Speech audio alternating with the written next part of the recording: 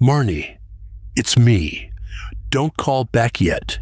Just listen to the whole thing first, okay? Because I've started this message 4 times, and I keep deleting it. And if you call me, I'll talk myself out of it again. My son said something this morning, and I need to say it out loud to somebody who knew us back then. You remember the drive. You did it with me once, that summer you visited. School's on the far side of town now, and the fast way there cuts straight through the old neighborhood, the streets we lived on before everything came apart.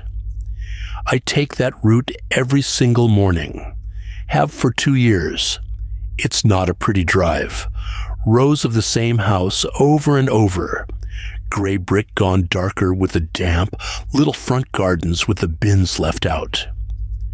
This time of year, it's barely light when we go. The dawn's this flat gray that doesn't seem to come from the sun anywhere in particular. Windows fogged from the inside because he breathes on the glass, and the whole car smells of the cereal he eats in the passenger seat. That sweet, milky breath of a 7-year-old. And I keep the radio low. Some morning phone in. People arguing about parking.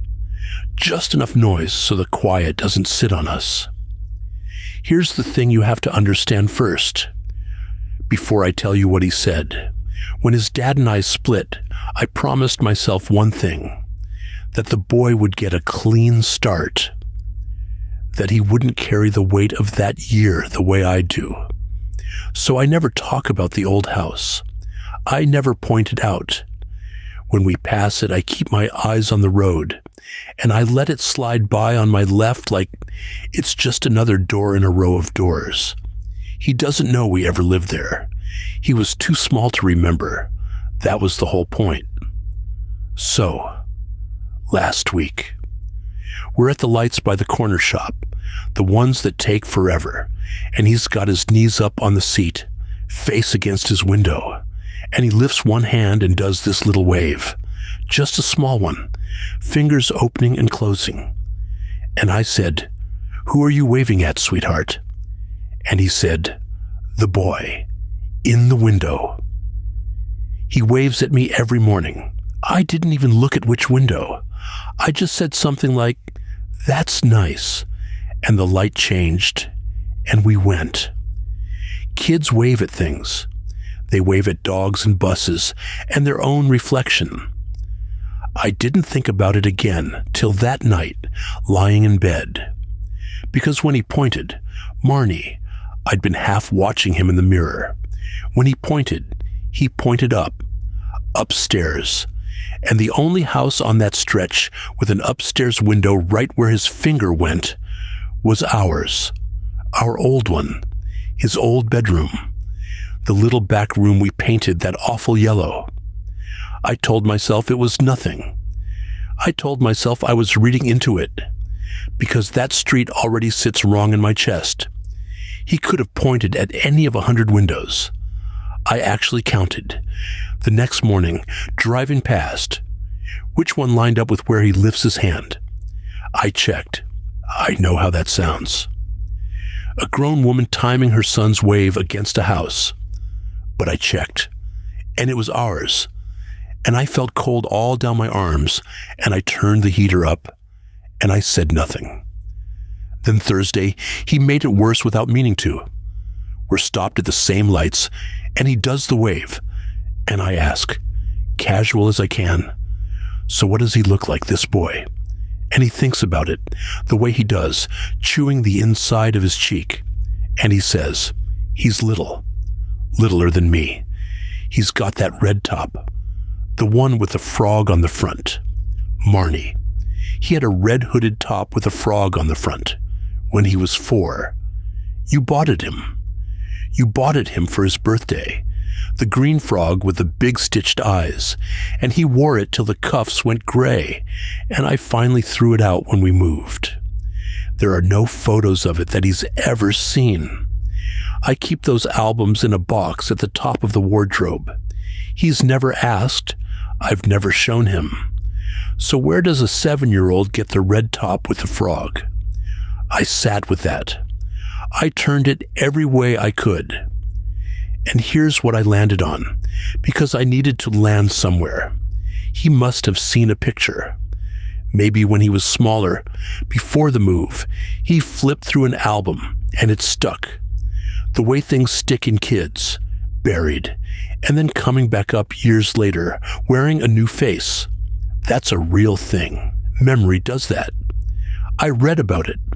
I told myself that in the school car park, with my hands still on the wheel, and I believed it for about a day and a half, until I talked to the neighbor. I shouldn't have stopped. But Friday I was early, and I don't know. Something made me pull over a few doors down from the old place. There's a woman there who's lived on that street forever. She was there when we were. She used to complain about our recycling. She was out with her little wheeled shopping bag, and she recognized me, and we did the whole, "How are you?" And then I said, as light as I could manage, "Oh, who's in our old house now? Do they have children? My boy thinks he sees one in the window." And she made a face.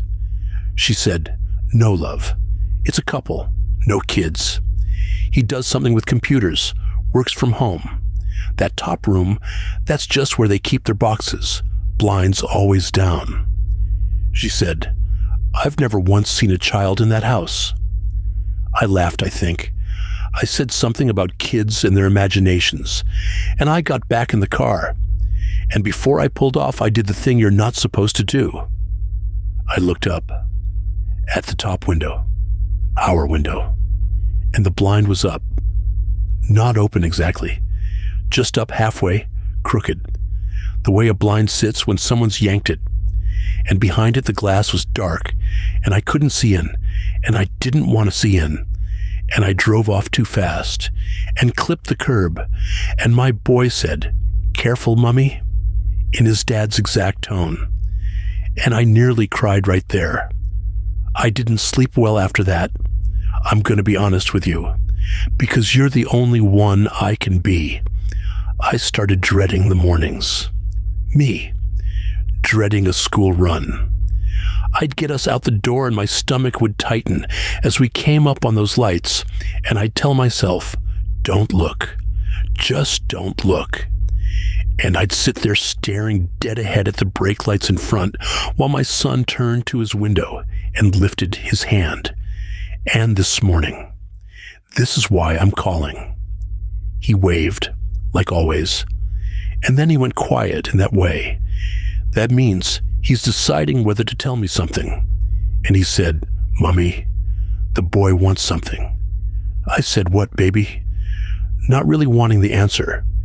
And he said, "Every morning he does his mouth like this, and he pressed his little face to the glass, and he moved his lips, slow, no sound, shaping 2 words at me across the front seat. Come back. Come back. That's what he said, the boy says. Come back." I pulled over. I couldn't drive. I sat there with the engine ticking and the fog creeping back up the windscreen. And I just looked at him. At my ordinary boy in his school jumper with milk on his lip, telling me a little boy in a red frog top wants us to come back to a room I painted yellow in the worst year of my life.